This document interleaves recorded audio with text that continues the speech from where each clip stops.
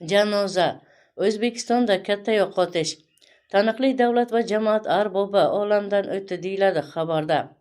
Assalomu alaykum qadrli tomoshabin, kanalimizga xush kelibsiz.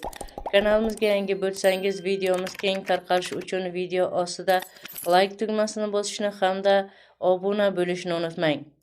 Davlat va jamoat arbobi Amin Tojiyevning vafoti jamoatchilikni chuqur qayg'uga soldi. O'zbekiston jamoatchiligi yana bir og'ir yo'qotish xabarini qabul qildi. Taniqli davlat jamoat arbobi, mehnat faxriysi Amin Hamroyevich Tojiyev 79 yoshda vafot etdi. Uning vafoti munosabati bilan O'zbekiston Respublikasi Prezidenti Shavkat Mirziyoyev marhumni oila a'zolari va yaqinlariga chuqur hamdardlik bildirdi. Amin Tojiyev nomi ayniqsa Qoraqalpog'iston va Orolbo'yi hududlari taraqqiyoti bilan chambarchas bog'liq edi. U butun mehnat faoliyati davomida qishloq xo'jaligi sohasini rivojlantirish, aholi turmush darajasini yaxshilash va mintaqaning ijtimoiy-iqtisodiy taraqqiyotiga xizmat qilishni o'zining asosiy vazifasi deb bilgan. Faoliyati davomida u Qoraqalpog'iston Respublikasi Vazirlar Kengashi raisi, qishloq xo'jaligi vaziri, o'rmon xo'jaligi tizimi rahbari hamda O'zbekiston Davlat agrosanoat qo'mitasi raisining birinchi o'rinbosari kabi mas'uliyatli lavozimlarda ishlab, katta tajriba va fidoyilik namunasini ko'rsatgan.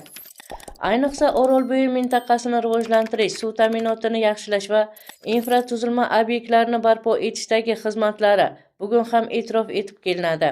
Ijtimoiy tarmoqlarda ham yurtdoshlar marhum haqida iliq xotiralarni yozib qoldirmoqda. Ko'pchilik uni xalq dardi bilan yashagan, vazifasidan ko'ra inson manfaatini ustun qo'ygan rahbarlardan biri sifatida eslamoqda. Ayrim foydalanuvchilar esa Amin Tojiyevning hayot yo'li bugungi yosh rahbarlar uchun ibrat maktabi ekanini ta'kidlamoqda. Nafaqaga chiqqandan keyin ham u jamoatchilik ishlaridan chetda qolmagan. Qoraqalpog'istonda ekologik muhitni yaxshilash, ko'kalamzorlashtirish, obodonlashtirish va yoshlarni vatanparvarlik ruhida tarbiyalash ishlarida faol ishtirok etdi. Marhumning ko'p yillik xizmatlari davlat tomonidan ham munosib baholangan.